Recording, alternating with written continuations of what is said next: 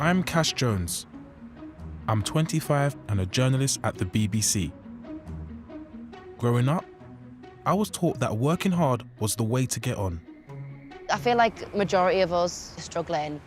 But 7 months since COVID first put us into a national lockdown, There have been days where I've been just in my room just crying. the virus itself doesn't seem to affect the young as badly as others, but the fallout's been devastating. No one's telling us what's going on.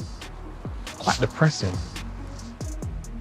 And the future for 16 to 25-year-olds now seems so uncertain. All I want is to learn and progress, but I don't think that will be able to happen. Tonight on Panorama, I want to find out what the long-term impact of COVID could be on my generation. How am I supposed to compete with all of these people that have got more experience than me? On education. She lost a year out of her young life. Something has to be done. Employment. My heart just dropped because I knew the worst case scenario is actually happening. And on mental health. The 3.5 weeks I've been in my flat have felt about 3 years.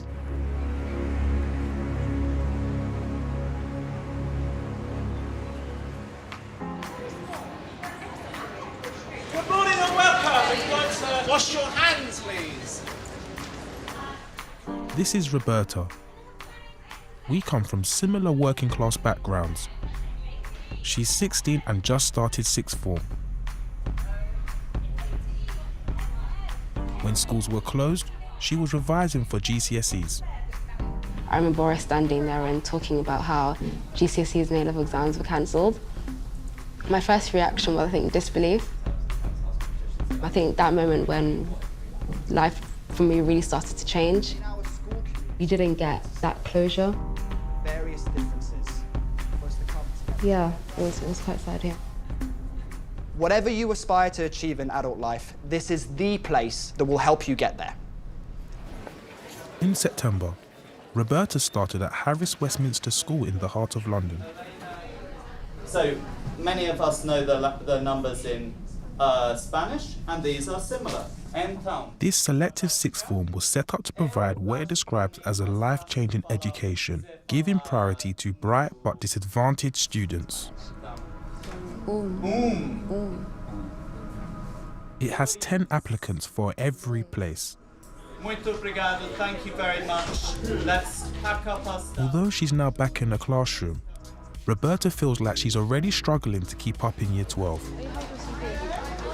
During those 6 months, it was just no education at all. I didn't really get any support from my old school regarding my education. Are you coping all right?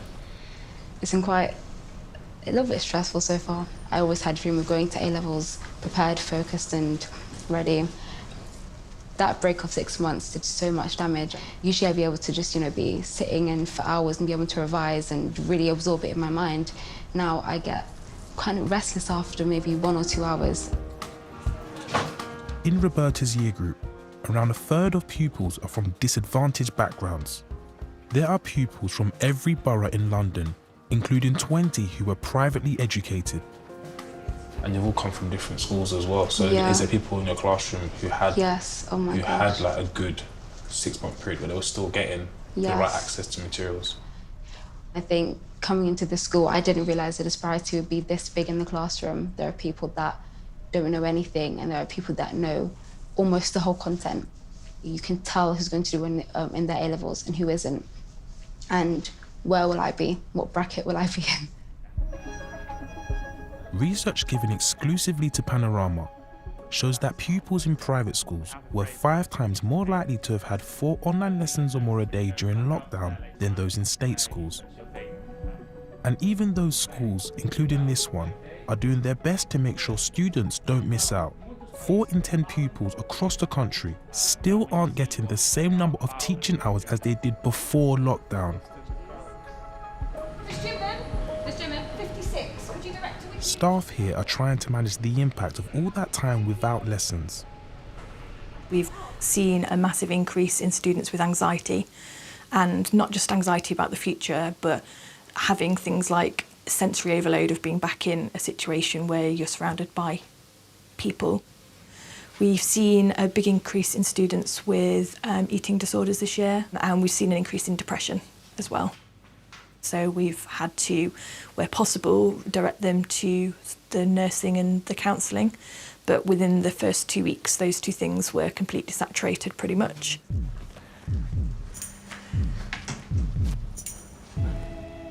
And what have you got for me today? With COVID cases rising in London again, Kylie and head teacher James need to make sure their most disadvantaged students don't get left behind if they're forced to work from home. We've obviously got free school meal students who will also need to ensure that they're getting lunch. Okay. So I need to make sure we've got finance to have that ready to go if we have to send students home. We have 30 students without a laptop at the moment.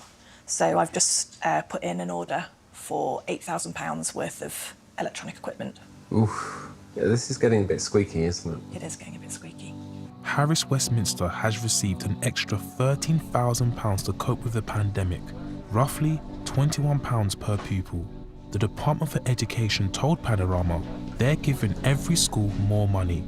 They said they've provided £58 million to help schools with the extra costs of COVID. When you go home, do you have any support and guidance for you to help you? My sister did do A-levels, so I can ask her about certain concepts, but because she's resitting her A-levels, you know, due to the government fiasco, I can't really ask her all the time. I do feel a guilt of she needs to revise herself.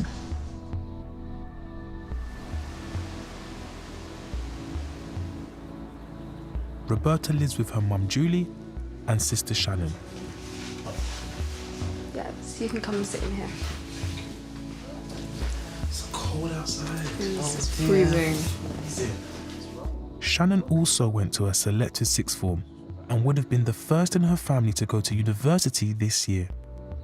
I had an offer for a university and I was on track to meet that offer. What would you go and study?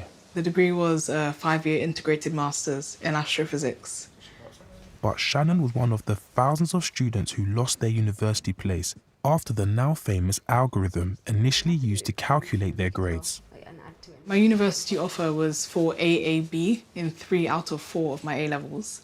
And then the algorithm gave me ACEE. I've never achieved grades that were that bad in any exam I've ever taken, so it was a shock. Where did they get their E's from? I truly don't know. Although just days later, the government decided to drop the algorithm and use teacher-assessed grades instead. Shannon's grades were lower than she'd hoped. All my hopes were dashed because all my future plans were reliant on me getting the grades that I was required to go to university. I was here through the night applying to so many different universities and none of them could take me because my grades were that bad. Like, the government gave me terrible grades. Like, I've never seen these grades ever. Now Shannon's applying to go to university next year. She's resitting her A-levels, though she never had a chance to sit them in the first place. I will do this October exam series and I will prove to myself more than anything that these are not even close to what I can achieve in terms of my A-level grades. Julie, a receptionist at a care home, is paying more than £100 for Shannon to take the exams. I would call that daylight robbery. No spaces. That's what happened to her. She was taught a lot, so what can she do? So she studied a lot. She actually could get in, but they really took the place away. That's the most frustrating thing for me. If I could have a meeting with, what's his name, the MP? Gavin Williams. It's Gavin Williams. We can come right here, we can have a chat. She needs to be compensated. She lost a year out of her young life. It's not fair. It's not fair at all. Something has to be done. Following the A-levels U-turn, Education Secretary Gavin Williamson apologised for the distress it caused young people and their parents. 11% of the students awarded high grades after the algorithm was scrapped didn't find a place at their first choice university or its equivalent. But for those that did get their place, university life isn't what they expected it to be. Out of over 150 higher education institutions in the UK, at least 116 have COVID on campus.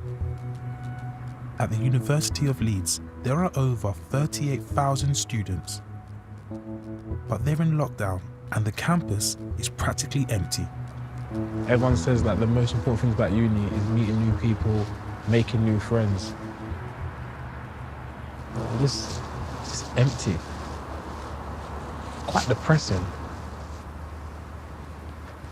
And it's like this in campuses across the country.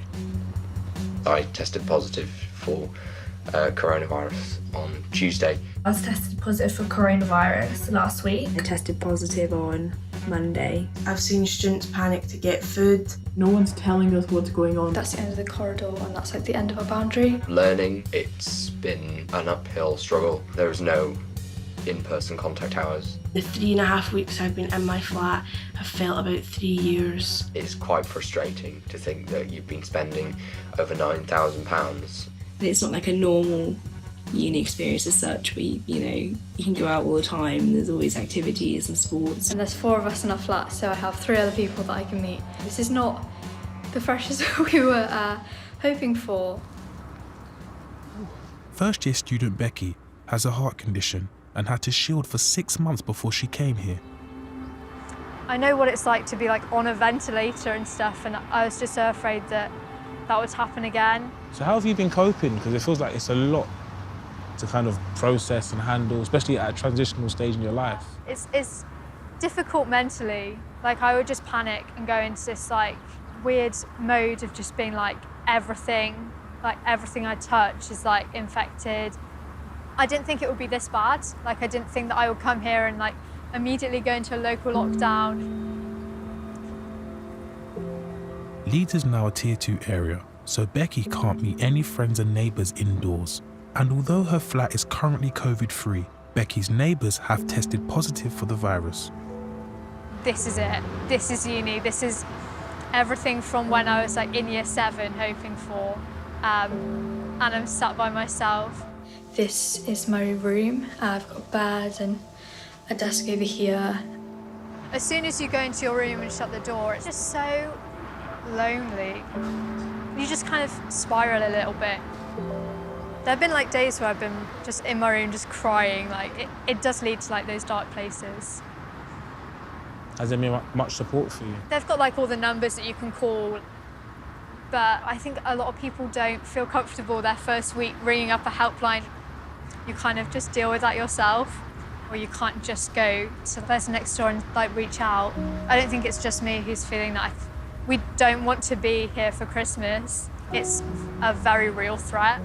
Every day it's like, well, do I just go home?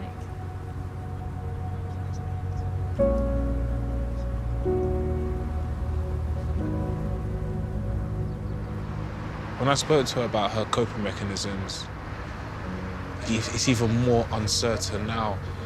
And she doesn't have any of that same support system she had before, so it's worrying. The University of Leeds told Panorama students have access to free mental health support and counselling.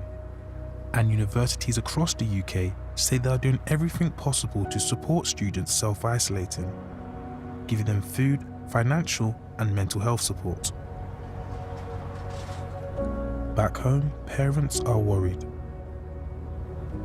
There is a severe COVID crisis on campus. He's not having the same experience that I had. He's very isolated. She has now decided to come home. I really, really feel sorry for the kids, especially the freshers that should be having the time of their lives.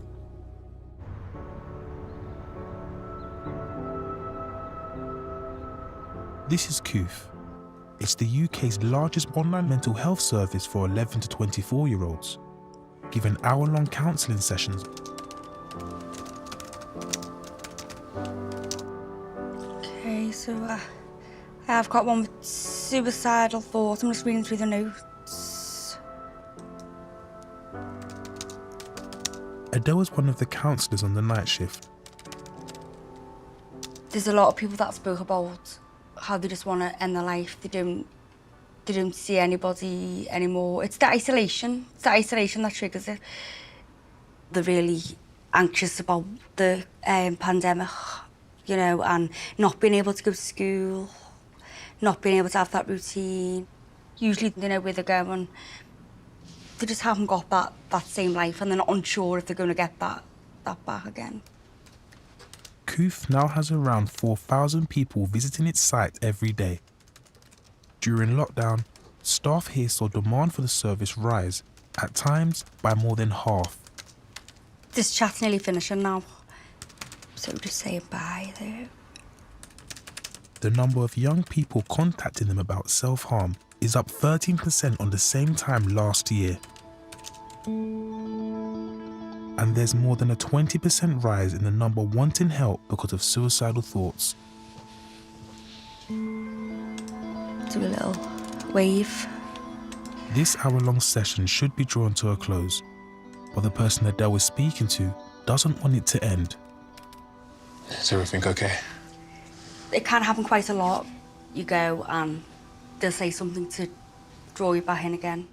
What do you tell someone when they just feel sad and then you look outside, the news says restriction, lockdown possible, the numbers are going up of people being infected? This is a sad time, and it is okay to feel sad. It is okay to feel how you feel. It's not that you have to fight away that sadness. It's about accepting and managing that sadness. I think it depends on the behaviour that comes after that is when it can become an issue in terms of how they manage it, whether it's in a healthy way or whether it's in a destructive way.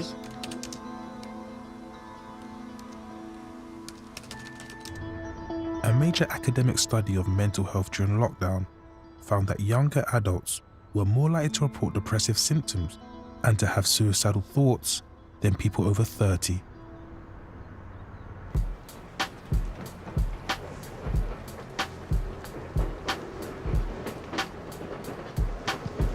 One of the biggest worries is the impact the pandemic's had on their job prospects. It's quite a long journey. Yeah, I feel like I've just gotten used to it, but yeah, it is a bit long. Rachel's just graduated with a first-class degree in theatre and performance from the University of Leeds. Can't remember the last time I've been in a uniform shop. Yeah, it's a strange job, I guess, crazy, yeah. She was hoping to build a career in the theatre. She's applied for more than 100 jobs. But with that industry now on its knees, for now at least, she's grateful to be working here. It's definitely difficult to get a job. Obviously, I've been lucky enough that I've had this one, but I don't think I would have been able to find another one if it wasn't for this. Rachel's earning the minimum wage working part-time at this shop. She used to have a summer job here. Did you expect to be back here after graduating? No, definitely not. I was meant to be at Edinburgh Fringe Festival. I was meant to produce a show. We kind of had like a bit of hope. Just at the start of lockdown, like, oh, that's August, that's ages away, but, you know.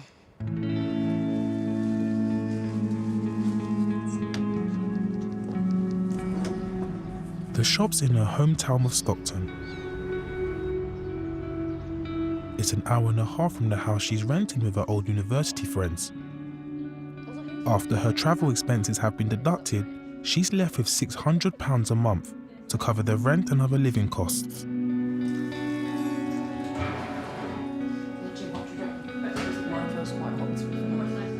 Of her 4 flatmates, all of them recent graduates, none have found work in the field they wanted, and only 2 have found full-time jobs. In terms of jobs and surviving, how are you guys coping?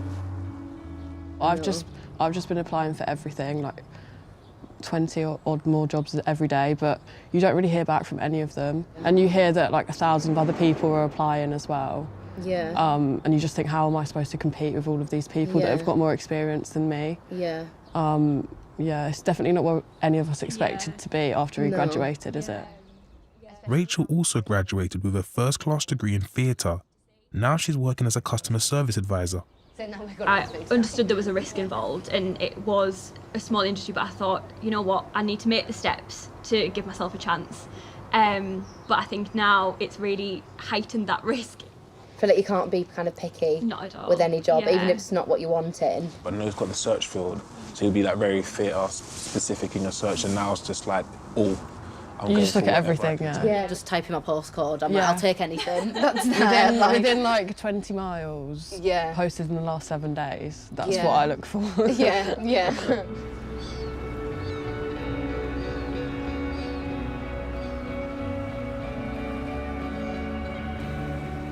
Do you still have the same dreams and ambition now?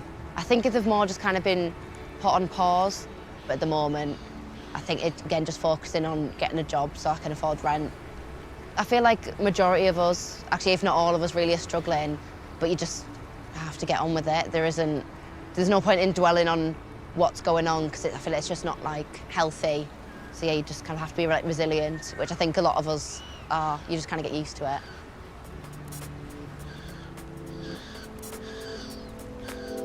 In research exclusively shared with Panorama, only around a third of current students and recent graduates are confident they'll find graduate-level work. Professor Lee Elliott Major and Professor Stephen Machin are leading a landmark study looking at the impact of COVID on my generation. We call it the COVID generation. It's about young people growing up now and what are their prospects.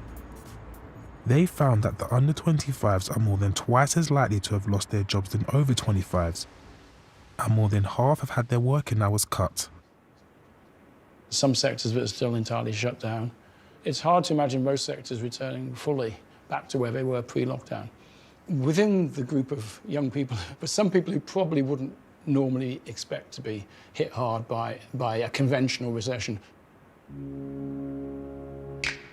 I know how important the right training opportunities can be. My life changed when I got my place on the BBC Journalism Trainee Scheme. It was 3 years ago. I was 22. I've come to meet Rashid. He was offered training and his dream job at about the same age. I said I wanted to be a pilot before I went on my first holiday. 6 years old? 6. But I only really took it seriously when I got into high school. I can imagine you just look out the window for the whole journey. Yeah. In spring last year, he got word that his dream might become a reality. A place on a fully funded pilot's training course. When I got the call to say I've got the cadetship, I was like, yeah, that's me. I'm out the ends now. That's me gone. You just be the person that came from a rough area and made it out into a good career. Rashid was sent to Spain for training. Then COVID hit. The flying school's closed. I'm put on the first flight back to London. It was about a 3-4 month gap. Didn't hear anything. And then we had a Zoom call where they basically said, you know what, the pandemic has had such a detrimental effect on the airline. We can't continue to fund your training. And my heart just dropped because I knew the worst case scenario is actually happening. With their funding gone, Rashid says he and his fellow trainees were told there was one way to continue training: to pay for it themselves.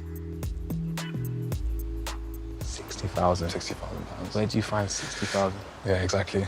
Exactly. So this is why the cadetship's worth its weight in gold, because if you don't come from wealth or money, then this gives you the opportunity to pursue a career as a pilot if you didn't have the means before. Yes, this is me with my course. So there's 6 of us. She's gone back, he's going back, but they all have to pay for it out of their own pocket, yeah. They're all going back to continue in some capacity. And they have to pay the full 60k then? Yeah. And the thing is, we're all happy here. This is the start of the course. But fast forward 6 months, I don't think any of us would have thought we'd be in this position. And who's worse off, do you reckon, out of all of them? Me. Yeah, me. Hi, my name is Rashid Graham. I'm 23 years old. Rashid has until January to raise what he needs. So he's been using social media to crowdfund. Is there ever a thought process in your mind that this might not happen? There is, but I can't let it get to me. I've come this far. This could really work out, or it couldn't. I've actually accepted both eventualities, but I'd rather, look back and realise that I tried to do something to return to flying training rather than sit back and let the opportunity go by.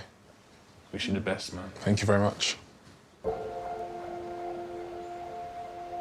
I understand everything he's going through because you literally put your hopes, your dreams, your ambitions. You start looking in the future and seeing yourself in certain rooms and certain places. So there's so much riding on this one ticket, in a sense, to a new life or to a new surrounding, a new environment. The Department for Work and Pensions told Panorama that their plan for jobs focuses on supporting people in need. It includes the Kickstart scheme, offering the minimum wage for 6 months work experience, and an investment in apprenticeships, traineeships and work coaches.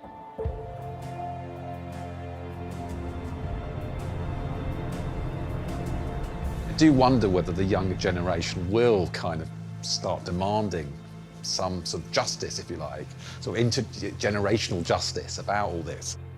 So yeah, I do think we need a fundamental reset of thinking on these issues, because if you don't solve them now, by the way, they're going to store up bigger problems for future generations, even more. So, you know, this is the chance in many ways for us to address some of these inequalities in society.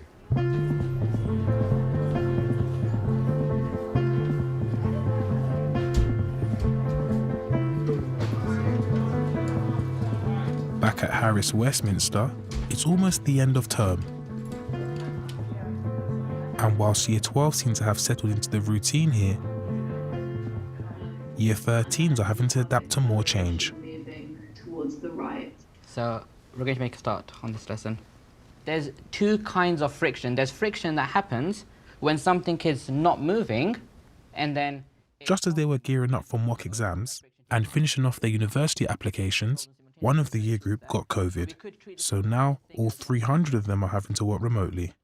A-level maths tutor Abdullah is teaching his class online. Can someone put that in a calculator, please get me an answer? It's 5.3. 5.3. Thank you, Riyadh. We could have made. Richmond, what do you think? Although the staff are confident they can manage lessons like this, it isn't the same as doing them face to face. Yes, Richmond? Say that again. Speak a bit louder, please. According to the Department for Education, almost half of state secondary schools have pupils self-isolating. Schools will still go on educating young people, that's what we're here to do, but we're not in the bedroom with them, checking in on them, checking that they're okay, checking that there's somebody at home looking after them.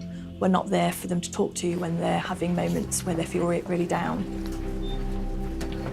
It's hard to switch off from that, because how do you switch off from worrying about 600 students that you know need you? It's like you're a mum to 600 people. I am a mother to 600 students. In spite of the challenges, Roberta's settling in. This term has been quite a journey, I think. Getting back into the regime of revision, sitting in lessons, meeting new people. With COVID cases rising and much of the country now facing tougher restrictions, she's worried. I don't know how the future's going to pan out. All I want is to learn and progress. COVID's really impacted my life. It's still going to be plaguing our generation the years to come. The pain is in the planet from the man I'm on the mission. Position of them glories, gotten from a basic, a sense of overcoming. For details of organisations which offer advice and support with self-harm and emotional distress, you can go online to the Action Line pages of the BBC website. Nothing is for keeps when you're trying or you're lying through the second and the third hand strands of illusions. Fed to the honest hard work.